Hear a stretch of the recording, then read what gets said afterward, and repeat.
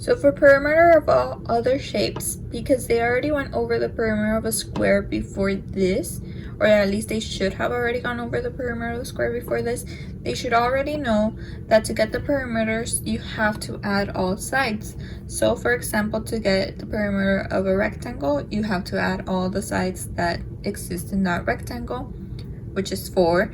For a triangle, all 3 sides. For a pentagon, all 5 sides, etc. After I'll explain to the students what a perimeter is and that you need to add all sides, I will give them a worksheet like this where they will go ahead and count the little squares seen here so that they can find the sides for each of the shapes, and then they will add them all up, and I will work on this with them so that if they need help or anything, then I will be there alongside with them.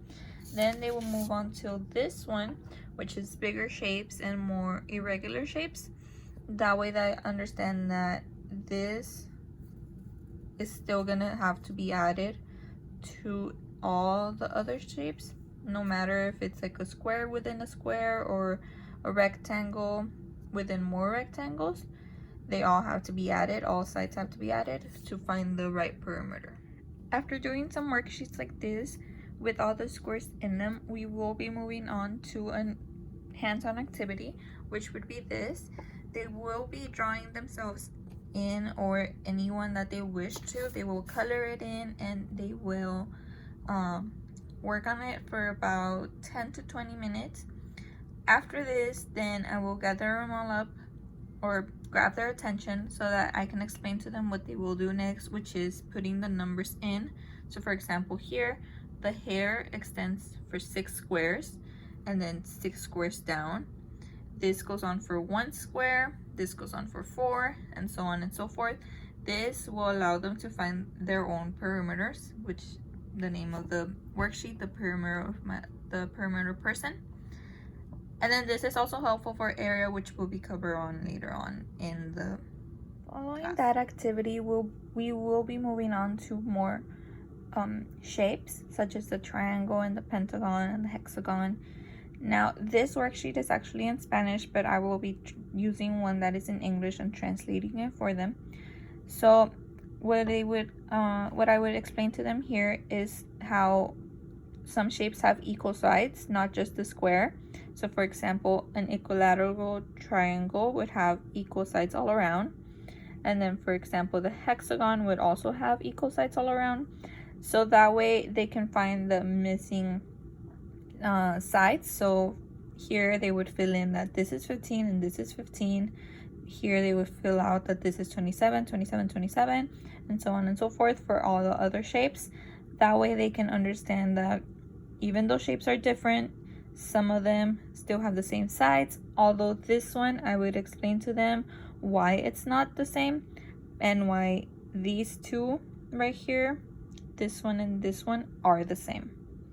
Since they already went over this part and the missing sides, the next activity and the last activity for them would be this. This would be like their exit ticket, or simply for me to assess that they understood. This would be a little bit more tricky, but I would explain it to them that now, because they already have a perimeter, now they have to work backwards and they have to subtract each side in order to get that final side that they're missing. Now this would be for me to see if they understood. Another way for them to get perimeter, because they're not always going to be giving all sides. So maybe this is another way for them to understand how to get perimeter or how to get the correct answer. And this would be just for me to assess that they got it. That's why there's only 4 little problems, and this would be their last activity of the day before homework. Lastly, this would be their homework. It's called Spin the Perimeter. The instructions are: use a paper clip and a pencil to make a spinner. Spin the spinner 2 times and draw a rectangle with the length and the width of the number spun. Find the perimeter of your rectangle and see how many rectangles you can draw in 1 page. So this is for them to do like on their own. Everyone's gonna have different answers, but that's okay. So they're gonna spin this little spinner 2 times to get 2 different numbers, the length and the width, and they can choose which one's the length and which one's the width. And they're gonna create different rectangles accordingly to the numbers that they got. And then we'll see which one can fill out the most. And this could be just a fun little game that they can play also with their parents. Their parents could help them out with spinning, or their parents could help them out with coloring. This is something fun that they could do at home, and it's also a fun way for them to review what they have already gone over. And it's a game, so everyone likes games, and this would be their homework.